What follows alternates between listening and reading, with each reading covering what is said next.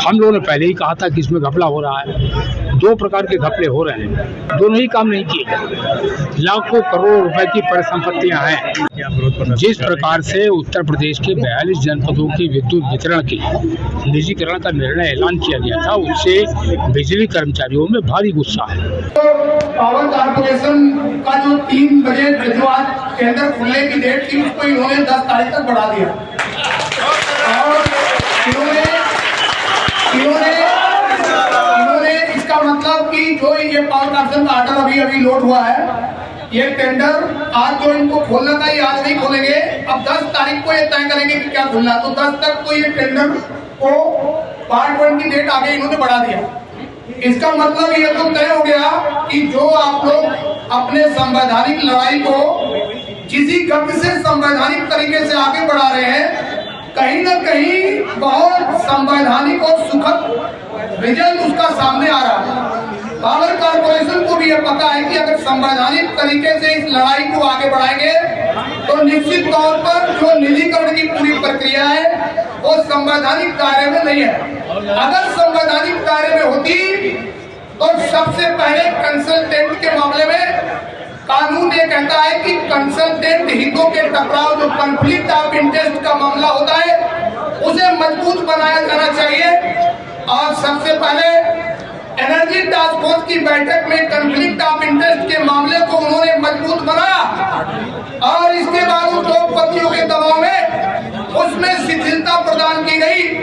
और इसके बाद भी अगर टेंडर आपने शिथिलता प्रदान करने के बाद भी टेंडर अपलोड किया, आपने देखा होगा कि 7 कंसल्टेंट कंपनियां जो उत्तर प्रदेश के 42 जनपदों को कहीं भी हमको अपनी, चाहे वो आचरण नियमावली हो, चाहे वो संवैधानिक नियमावली हो, चाहे वो कानूनी नियमावली हो, चाहे वो कोई भी नियमावली हो, उसका उल्लंघन नहीं करना। क्योंकि लड़ाई जब संवैधानिक होती है तो हमेशा संवैधानिक तरीके से जीती जाती है। और इसीलिए आपने देखा होगा कि प्रदेश के 42 जनपदों को बेचने के लिए ये क्या कर रहे हैं, ये विदेशी कंसल्टेंट ढूंढ रहे हैं, ये विदेशी कंसल्टेंट ढूंढ रहे हैं। इनको ये नहीं पता है कि प्रदेश में जो 4 कंसल्टेंट कंपनियां वर्तमान में जो इसको लेना चाहती है, एफआरसी जो यूके की कंपनी है, उसमें कॉन्फ्लिक्ट ऑफ इंटरेस्ट पे फंस चुकी है। अभी एक पावर सेक्टर में जो कंसल्टेंट कंपनी है, आप लोग पढ़े लिखे लोग हैं, सबके हाथ में मोबाइल है, उस पर सर्च मारिए। सऊदी अरब में उसको 1 साल के लिए, सऊदी अरब में उसको 1 साल के लिए कल ही बैन कर दिया गया है। और ये यहाँ कंसल्टेंट बनने की लाइन में लगा हुआ है, उसको आइडिया ही नहीं है।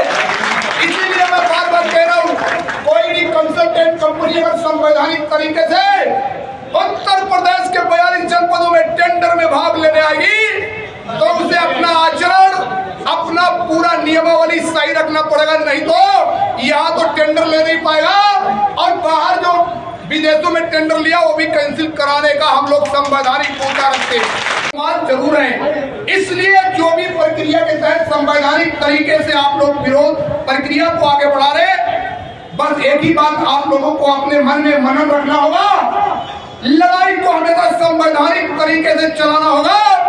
क्योंकि लड़ाई जब लंबी होती है तो संवैधानिक होनी चाहिए। जिस प्रकार से उत्तर प्रदेश के 42 जनपदों की विद्युत वितरण की निजीकरण का निर्णय ऐलान किया गया था, उससे बिजली कर्मचारियों में भारी गुस्सा है। और आज 96वां दिन है, लगातार बिजली कर्मी आंदोलित हैं, भोजन अवकाश के दौरान बाहर निकल रहे हैं, प्रदर्शन कर रहे हैं। आज निजीकरण के लिए ट्रांजैक्शन कंसल्टेंट नियुक्त करने के लिए उसकी बिड खोली जानी थी, टेक्निकल बिड। हम लोगों ने पहले ही कहा था कि इसमें घपला हो रहा है। 2 प्रकार के घपले हो रहे हैं। एक घपला तो निजीकरण का ही हो रहा है। निजीकरण का घपला क्या है? इलेक्ट्रिसिटी एक्ट का सेक्शन 131 ये कहता है कि निजीकरण करने के पहले सरकारी कंपनी का उसकी जो असेट वैल्यू है उसका फेयर एवेल्यूएशन करना चाहिए। और दूसरी बात ये कहता है कि जिसका हम निजीकरण कर रहे हैं उसका रेवेन्यू पोटेंशियल क्या है यह पता करना चाहिए। दोनों ही काम नहीं किए। लाखों करोड़ रुपए की परिसंपत्तियां हैं और मोटी जानकारी ये है कि 1500-1600 करोड़ रिजर्व प्राइस रखा जाने वाला है। रेवेन्यू पोटेंशियल तो बहुत ज़्यादा है, किसी का मूल्यांकन नहीं किया। दूसरी गड़बड़ ये हो रही थी कि कंसल्टेंट उसी को नियुक्त किया जा सकता है, यह सीबीसी की गाइडलाइन है। जिसमें हितों का टकराव ना हो, कॉन्फ्लिक्ट ऑफ इंटरेस्ट हो, यानी ऐसा व्यक्ति कंसल्टेंट ना बन जाए जिसकी कंपनी ही टेंडर डालने वाली हो, जिससे जुड़ी हुई कंपनी टेंडर डालने वाली हो। यह दोनों गलत काम हो रहे थे। आज इसको टाला गया लेकिन रद्द नहीं किया गया। मैं विनम्रतापूर्वक ये कहना चाहता हूँ, उत्तर प्रदेश के माननीय मुख्यमंत्री जी से मेरी अपील है कि बिजली के निजीकरण का मामला कोई 24 घंटे बिजली देने को नहीं है। ये इसके पीछे बहुत बड़ा घोटाला है, बहुत बड़ा भ्रष्टाचार है और जीरो टॉलरेंस की सरकार है उत्तर प्रदेश की। माननीय मुख्यमंत्री जी से मैं निवेदन करूंगा, उनको इस मामले में हस्तक्षेप करना चाहिए। 24 घंटे बिजली हम अभी दे रहे हैं, 24 घंटे बिजली देने के नाम पर निजीकरण करना है, तो यह केवल भ्रष्टाचार का कारनामा है और इसके विरोध में मैं कई बातें कहना चाहता हूँ। यह संघर्ष बिजली कर्मियों का जारी रहेगा जब तक निजीकरण का निर्णय वापस नहीं होता।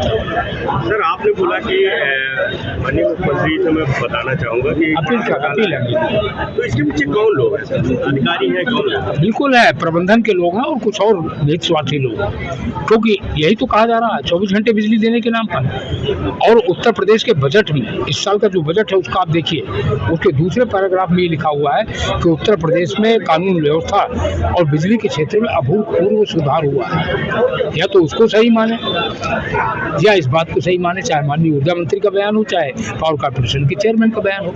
अगर अभूतपूर्व सुधार हुआ है, अभूतपूर्व से ज्यादा तो कुछ नहीं होता ना, यह बजट में लिखा है। ठीक है, थैंक यू।